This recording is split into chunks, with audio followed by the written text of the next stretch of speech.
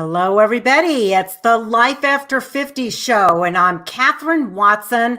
Glad you joined us today because we have got an interesting topic today. We're going to be talking about what is a holistic caregiver. This show is sponsored. Before we go into the show, I just want to say it's sponsored by Find Houston Senior Care, a web directory where we share all kinds of information to help you on your caregiving journey. So check it out at findhoustonseniorcare.com. But right now, I want to get into the meat of the show because I think we have a lot to talk about here. I've got Dawn Renee with me, and we're going to be talking about what is a holistic caregiver.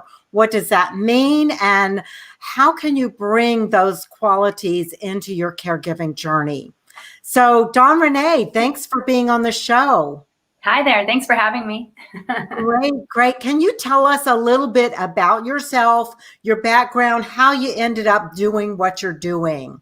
Absolutely. So I started on a journey of trying to heal myself, really. About 15 years ago, I was very sick. And 10 years ago, I ended up in a bed. So I was unable to move for about 30 days. My husband had to lift me to go to the bathroom. He had to lift me to take me to the hospital. And it was at that moment that I had to make a decision. I had to change my life. I had been getting sicker and sicker and sicker and couldn't figure out what was causing all of my ailments. And by the time I landed myself in a bed for 30 days, I really knew that I had to change. And it was at that time that I thought, well, if I don't start caring for myself, how can I care for others? And at the same time, I was also working at a health nut shop here in town where we would see clients. They would come in and we would try to help them suss out their imbalances and figure out how to bring balance back to their life. And we do that by looking at the spiritual aspect, the energetic aspect, the physical aspect, all of the aspects, and trying to put that all together and say, okay, well, here's some things that maybe you could reduce. Here's some things that could help you recover. And here's some things that could help you rebuild. I ended up doing all that for myself when I ended up in bed for 30 days. When I finally got out of that bed 30 days later, I said, that's it. I'm never going back.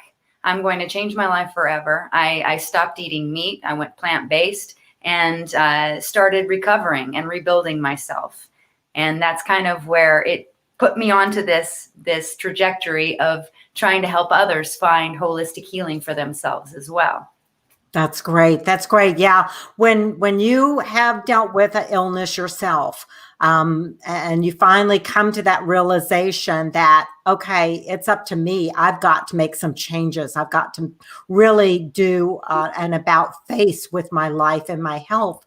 It's amazing what you can do. It really is. My father-in-law, a number of years ago, was sent to the hospital to have his carotid artery cleaned out.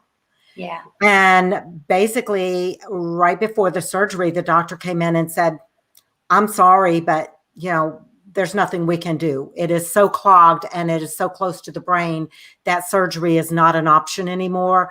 So basically go home and die. Right. Well, he decided he wasn't ready for that.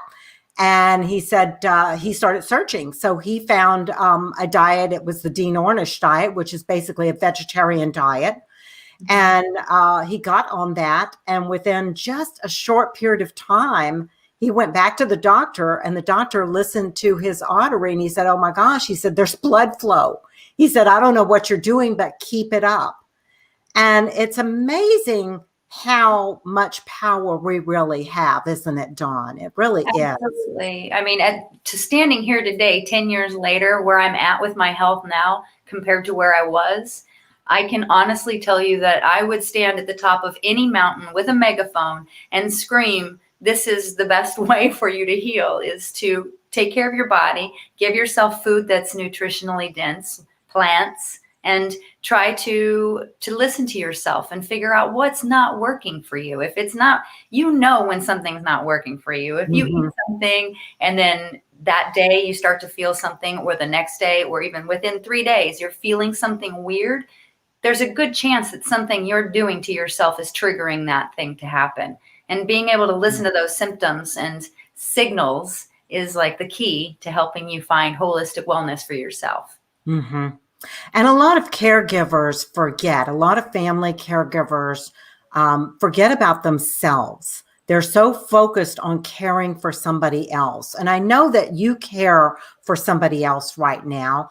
We were talking about that earlier, that has ALS. And how do you manage to make sure that you're still taking care of yourself at the same time? Well, that's been a challenge. So, 10 years ago, I was in a bed. I had to rebuild myself.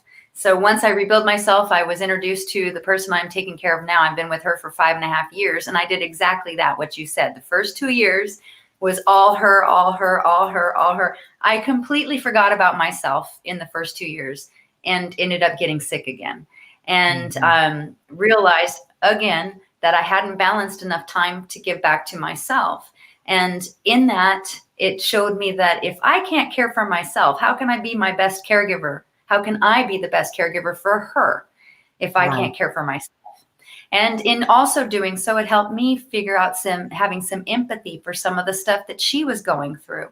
Because in caregiving for myself, I saw a lot of things that she was having to deal with that I had to deal with. And it totally opened my eyes to how she could possibly be experiencing what she was experiencing, and how could I make it more comfortable for her, making her have not so much anxiety, because with ALS, you have a lot of anxiety issues you're dealing with because you're trapped, you can't move.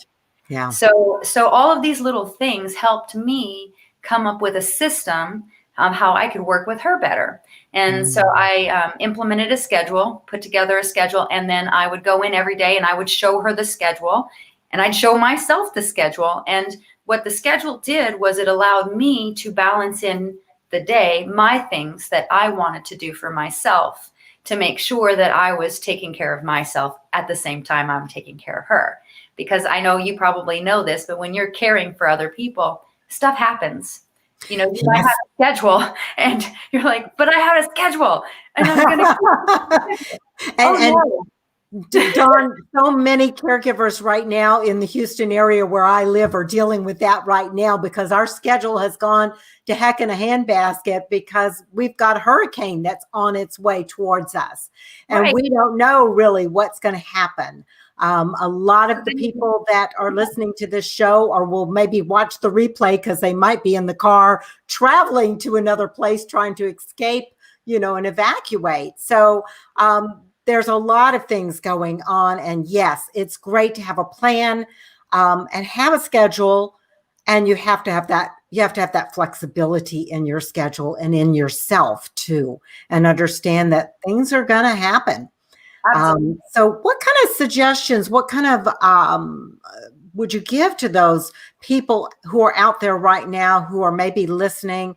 Maybe they're still in their homes. They're not in an area that they have to evacuate, but they could be without power. They could, have a lot of other challenges. Absolutely.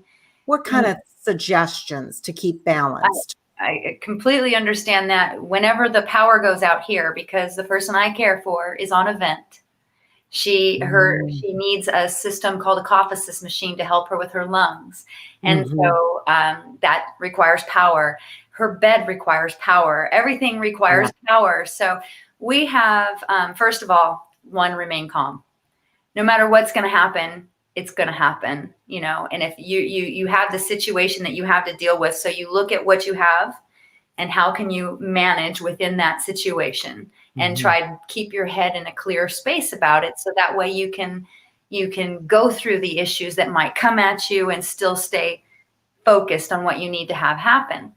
I typically usually end up breaking down after the events have happened, but during the events, it can stay positive and motivated and focused during, right? You're exactly like me, Dawn. I am the same way. During the event, man, I am on. And as soon as it's over and I know that somebody else can take over, boom, I fall apart. I'm like, I'm going to spend some time alone and I'm going to cry now. So it's all about getting in there and pushing through while you have to, and reminding yourself that you're the rock, you're the stability. So that's number one, getting right in your mindset, getting right with where you're at with the focus of what you need to accomplish. It's also a good idea to have a list of stuff ready to go for emergency situations. Like for us, we have a generator, we have gasoline that we have to make sure that the tank is full. If the lights go out, you know, my husband goes and he gets the gas tank, he goes and gets the generator, plugs everything in, puts her stuff in, boom, we're ready to go. I've got it all lined up. So all I got to do is make a switch from the plug of the outlet straight to the generator, and she's good. So making sure that you have a plan of action, so that way when those things happen, you're not going, oh my gosh, what am I going to do now? And you know, you can prepare for hurricanes. You might not always know when they're going to hit you, or tornadoes, or any of these things, but you can still prepare and have a plan ready. So that at least that way in your mind, you've got it set up. You know, it's interesting. I was listening to a speaker the other day who was talking about hurricane preparedness for caregivers. And he said the same thing. He said, you have to have a plan. He said, you have to stay calm. He said, that's number one. You have to stay calm and keep everybody around the person, because he was dealing with Alzheimer's patients. And he said, you have to keep everybody else around them calm also. And he said, you have to have a plan. But he said, the most important thing is you got to work that plan. Absolutely. He said, don't throw the plan out the window. He said, you've got to work the plan. You have a plan, so work it. Yeah, every time, even if we have to go to the hospital for any situations, I have a list that before we go to the hospital, this is the list. And have you done this? Have you tried this? Have you tried this? Have you tried this? Have you tried this? Having a list. So creating those lists can help create focus in your mind. And then working the list, like you said, and making sure you have your backup situations. If you need to have a person on, we've got somebody on speed dial in case we need another generator.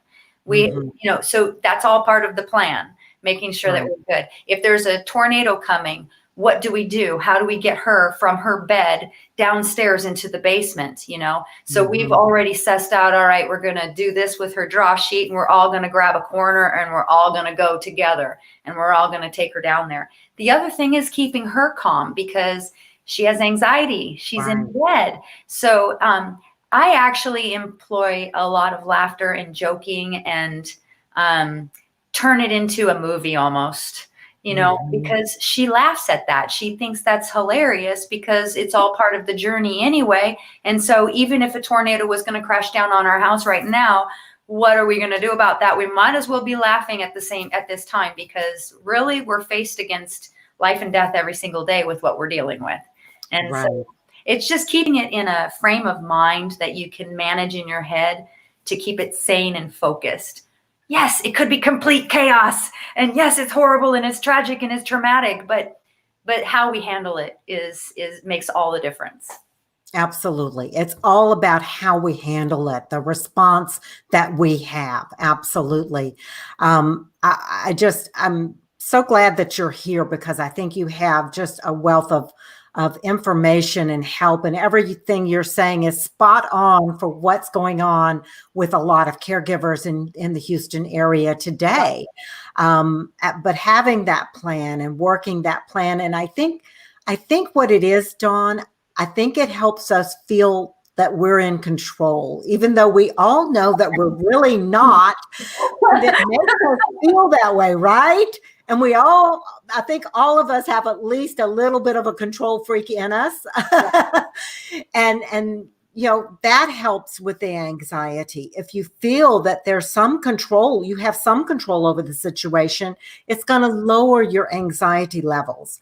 And if the caregiver is not anxious and nervous and, you know, like that, then that's going to help the person that they're caring for to not be anxious and nervous and excited. Yeah. The other thing too, one of the things that I've been practicing a lot lately has just been throw yourself into the abyss and trust that everything is conspiring in your favor. So that's part of the energetic part of me that comes in, and the spiritual side of me that says, okay, I'm just going to let be what is. I'm going to let go. I'm going to throw myself into the abyss. I've already prepared. My mind is here. I'm focused. Okay, here we go, you know?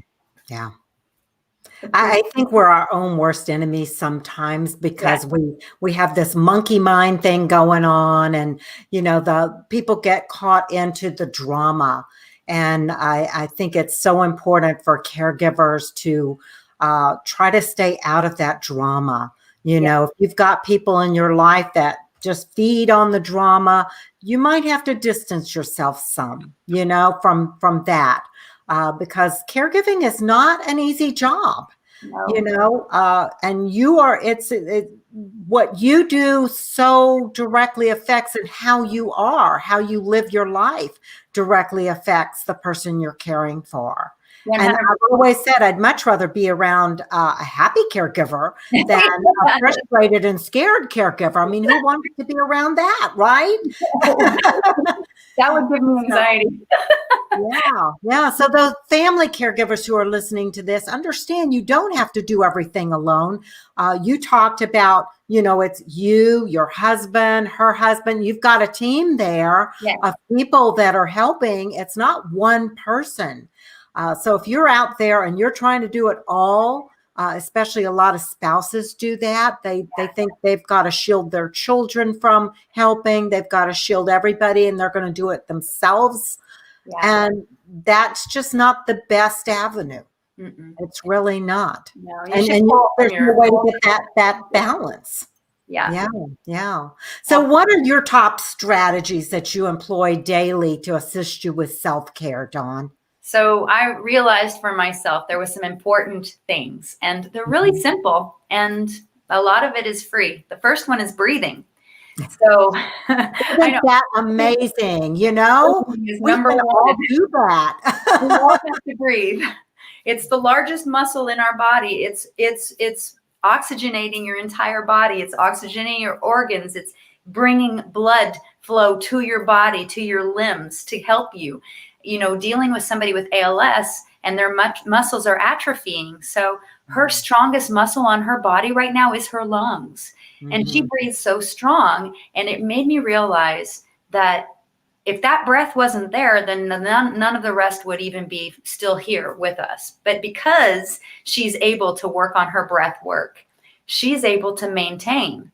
And so as I've been going through this journey, I realized for myself that every time I started to feel an ache, a pain, a headache, I'm not focused, I'm feeling a little anxious. So I might go meditate and do 11 minutes of breathing. And my personal favorite is Wim Hof. I like doing Wim Hof breathing.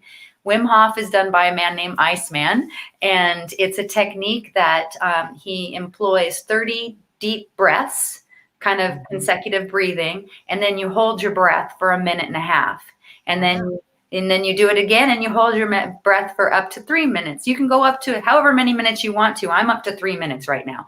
But the technique, it oxygenates your body. It's helped me ward off colds. It's helped me ward off headaches. It's helped me get aches and pains back into kind of more of a gone away kind of a place, because it's hard. You know, when you're dealing with physical things, you need more help with these things.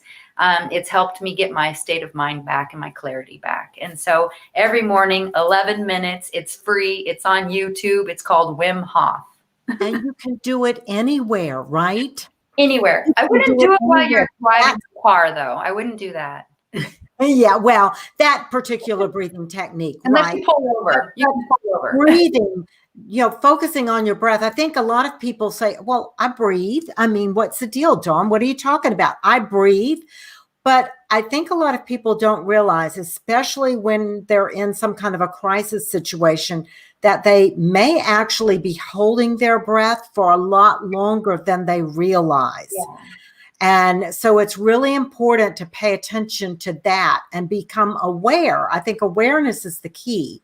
When we start realizing, oh my gosh, I used to have to drive in Houston traffic a lot. And I have never liked really driving. And people would cut me off and I'd hold my breath. And I didn't realize it until somebody brought it to my attention. And I started paying attention. And every time somebody would cut me off, I'd hold my breath for miles down the road.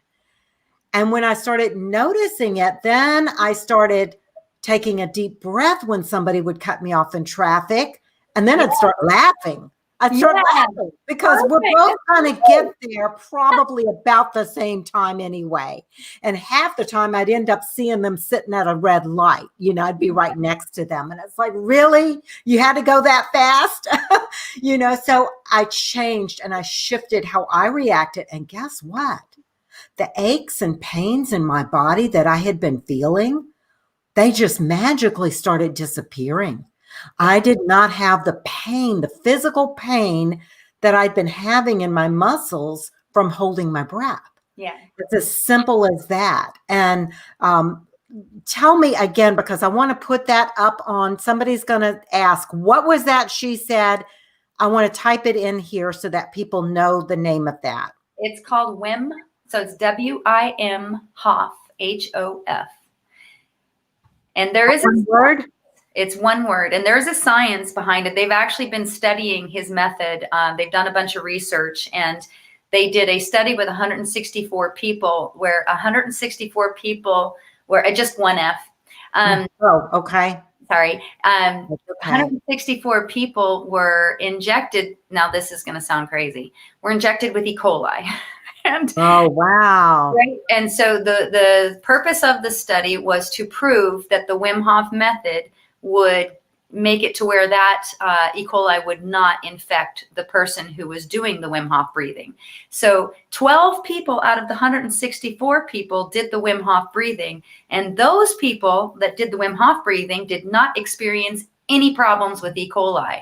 The rest all ended up hospitalized and medicated, because they did not do the breathing. So what they found, what the studies have been showing, is that when we hold our breath and we breathe into, you said this very importantly, breathe into that feeling, that pain. You feel a pain, breathe into it and breathe through it. You will get that fluidity. It'll start moving that energy. It'll move that pain. It just works. And the oxygenating of the body, it keeps it so that the bacteria can't take over. You're oxygenating your body. One of the main ways that I use her, that I help her, is we do oxygen therapy once a day, and I do hydrogen therapy. But both of those things are things that help her with oxygenating her body, which helps remove bacteria. It kills off the bacteria from living in your body.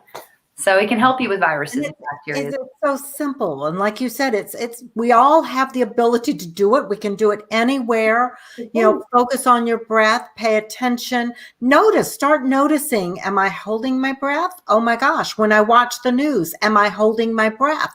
Because of what I'm hearing on TV, is it affecting me? Maybe I don't watch it as much. Maybe I learn to breathe through it if I decide to watch it. Simple things like that. It's just the greatest tool, and it's a free gift that God gave everybody. We have the ability to do it, so use it. So what other strategies? Okay, so we've got breathing, water, good, clean water. That is so important. 50% of your body weight in ounces. So 50% of your body weight in ounces a day is what I do, and what is. They actually recommend a little bit more, but if you can do 50% of your body weight in ounces a day, you're going to be covered, because we're made of water. We have 72% water in our body. So our emotions are controlled by water. Our functions are controlled by water. It helps us detoxify. It helps us digest our food and absorb our food. And eliminate. It helps with dehydration, because a lot of times people will come to me and say, oh, I'm feeling this and I'm feeling this and I'm feeling this, and I think I have a heart attack. I'm like, well, first of all, let's talk about how much water you've had to drink today. Because you might just be dehydrated. And so water, 100% the first, second thing. And I would suggest doing like a good spring water, or a well water if it's been tested, or distilled, but you need to add trace minerals to it, because you need to get those minerals. Minerals are very important. I personally stay away from tap water unless you know the quality of your water is 100% and nobody's dumping pharmaceuticals down that. I don't know. I don't think I would drink it, but filtered water is great. You can get zero water filter pump thing to help you zero it out, and then put your minerals back in there. That way you have good clean water. Yeah. Okay. So we've got water. We've got breathing. Number 3 would be food, nutrition. So rule of thumb, I always say 80% should be alive. I mean, plant. 20% should be all else. your body is living off of live food. It needs live food for a live body. So if you eat a plant, you're getting live food. Now, animal, yes, is alive, but you have to cook it to eat it. So therefore it's not alive anymore. So, and I'm not telling anybody not to eat meat. Everybody has to do what they have to do for themselves. And if you found that meat works for you, then great, keep doing that. But if you're having problems and you're struggling with your health, you might want to look at what you're eating, and there could be triggers. So nutritionally, looking at plant food, nuts, seeds, fruits, vegetables, all of the good stuff. And then if you are feeling that you're having issues and you're not sure what's triggering you, there's a test called Everly Well, which is a food sensitivity test that you can get online, have it delivered to your door. You prick a finger, you send the test in, they send you a test results telling you everything that you might be sensitive to that could be triggering some issues for you. So if you're concerned about your health and you're wondering what's causing it, start there. And then the next thing you might try is an elimination diet. Okay, give me the name of that for people. Everly Well and everlywell.com. 2 words or 1 words? I think that's 1 word, Everly Well. I know the .com is everlywell.com, so let's see.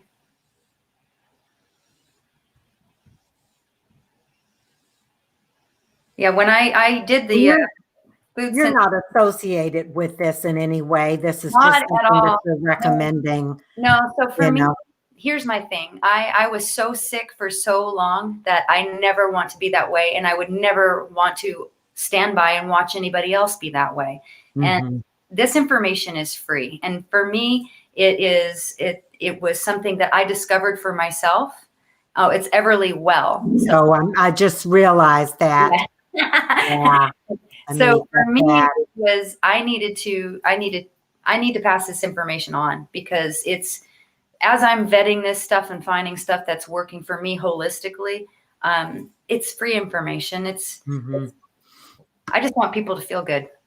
Right. No. And it's a base for you to try it, take the test.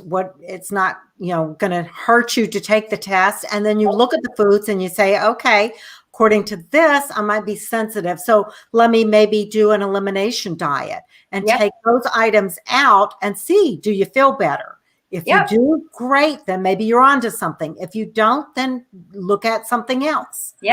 Sometimes we have to try a lot of different things when we're trying to heal ourselves, when we're going on a healing journey, so to speak. So, okay, so we've got food, we've got water, we've got breathing. What's the number 4? Number 4 would be activities. So movement. So things that you enjoy doing, whether it's walking, running, going outside and playing in your garden, doing yoga, meditation, things that are going to get you moving in your mind and in your body.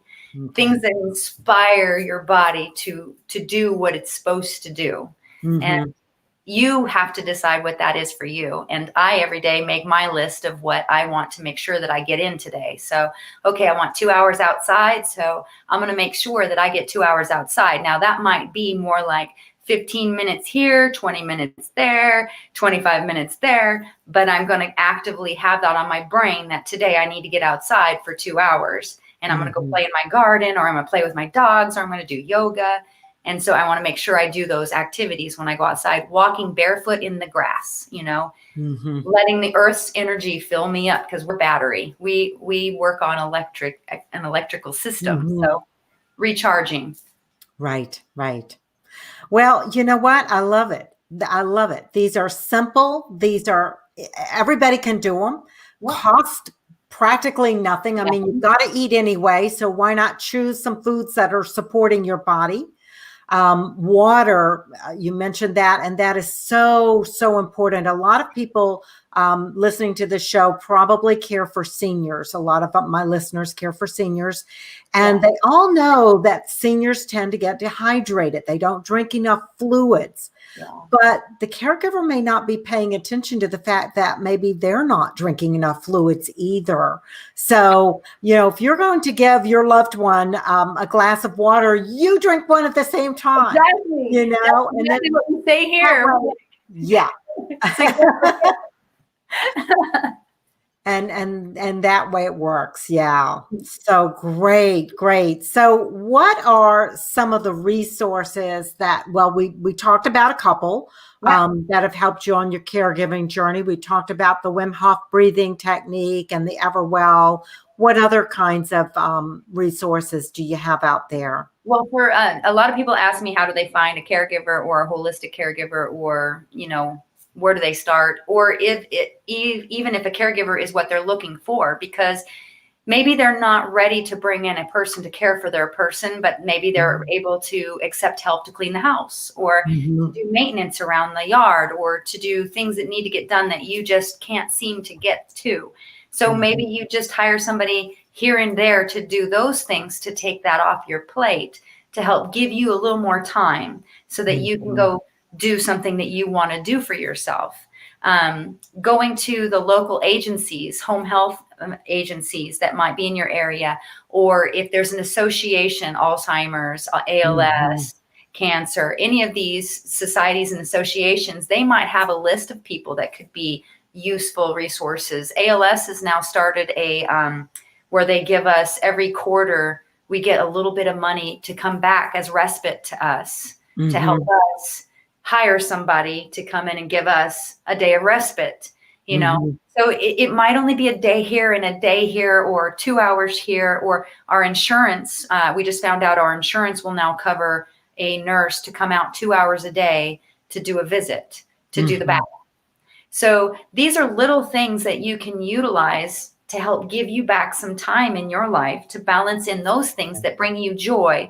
Because if you taken care of and you met your needs the best that you can, it's going to be a lot easier for you to take care of somebody else and their needs, because you're not in a situation of, oh gosh, I didn't do that for myself today, or, oh man, I really need to, because you've already kind of preemptively handled that. Yeah. And a happy caregiver is a good caregiver. Yeah. Happy, well-balanced caregiver is a good caregiver. That's the kind of caregiver, if I ever need one, that I want. I want somebody that's happy, that's smiling. I always tell people, if you need to place your person in a home or a facility or something like that, you want to look at the smiles. Yeah. And I'm talking mostly about the staff. Yeah. If the staff is all smiling, that's a good place. Yes. People are going to be well taken care of because the staff is happy. Right. The staff is happy. They like what they're doing. That's what you're going to look for. You're going to look for the smiles. Oh, and then also look within your own circle, and don't be afraid to ask for help. Yes. Yes. I mean, even if it's just that you're calling on somebody to vent, or maybe, so you have that care partner for you that you can call and talk to, and that person can kind of help, rejuvenate your spirits a little bit, and, oh, you got this, and, I'm here for you. You want me to bring you some tea? There's all kinds of little things. And a lot of times we're so afraid to look within our own little group because we want to shield them. We want to not have them see what we're going through, and when I first came on to take care of the lady I care for, she was afraid of having her family see everything she's going through. And, at some point you just have to realize that this is life, and this is human, and this is what we're going through. And this is part of the journey that we're living right now. And it has taught me that she's very much conscious, and that we need to stay conscious as much as possible with the person that we're taking care of. And we need to involve those loved ones in that process, because they're still loved ones for that person too. Yeah. And I think it's a gift that you give them to involve them. Yeah. I think when you don't involve them, when you try to shield them, you're really doing a disservice to those family members. I've talked to, I can't tell you how many daughters and sons that have said, I wish I would have known that things were so bad with mom or with dad, and I could have done more. And they have terrible guilt because they weren't there more, because they hid it from them. And that's really does not do anybody justice. Dawn, we don't have but a few minutes left. Okay. I want to talk about the Traveling Caregivers. What is that? What is the Traveling Caregivers mission? Tell us a little bit about that, please. So Traveling Caregivers came about a couple years ago, and it was started as my way of reaching out to caregivers and helping caregivers find the caregiver within themselves, being their advocate, being a resource, being a support, being a voice for the caregivers and the stuff that we go through on a daily basis. And then using my journey as a way to encourage others that to not give up, to stay positive while you're going through this. Life is temporary. And so every single piece of it, the good, the bad, and the ugly, is beautiful. And all of it is going to help us on our journey become better caregivers. So Traveling Caregivers is all about just helping foster that relationship with caregivers. And as I go forward, that's all we're trying to do. I've got a journal coming out called the I Care Journal, and it will be a journal that I started for myself, but now I've put it together into a kind of a question and then a blank form for people to figure out themselves. What is the recipe for themselves and what makes them whole? What makes them be the best caregiver they can be? Kind of creating their own little journal about themselves, saying they care about themselves. So I care, I create, I ask, I receive, and then I elevate from all of that. And that's what the journal is going to be about, trying to help them foster their journey as a caregiver. Love it. Love it. So do you have a website where people can go to get more information? Yeah, it's travelingcaregivers.com. And then we also do have a Facebook group. So if there's any caregivers out there that are looking for support, looking to vent, looking to share their experiences, their successes, their strategies, holistic things that they've found that have worked for them, it's a great group for that. And that's on our Traveling Caregivers Facebook page. You can go there. So do you have that link? If not, we can put it in the notes below. Yeah. The link is actually on the front page of my website. So they great. So go to the website and then join the Facebook group and get the support you need. Support is another thing that I always recommend. Don't try to be out there alone. Get the support. Talk to other people who are going through this journey, because you'll learn so much from them. And you'll realize that we are all connected and you're not alone. And a lot of the things that you are experiencing, the emotions that you're feeling, that maybe you're ashamed of some of these emotions. Maybe you felt anger or frustration with your loved one and you feel bad about that. Everybody has experienced that. And when you join a caregiver support group, you begin to understand and learn that. So, Dawn, thank you so much for coming on the show today. I think you've got a wealth of information, and I'm happy to try and help people connect with you and get more of that information. So thank you so much. Thanks for having me on. Yeah. So everybody, we will be here next week with another guest that will help you with life after 50. Thanks again for joining us today, and have a great, great day.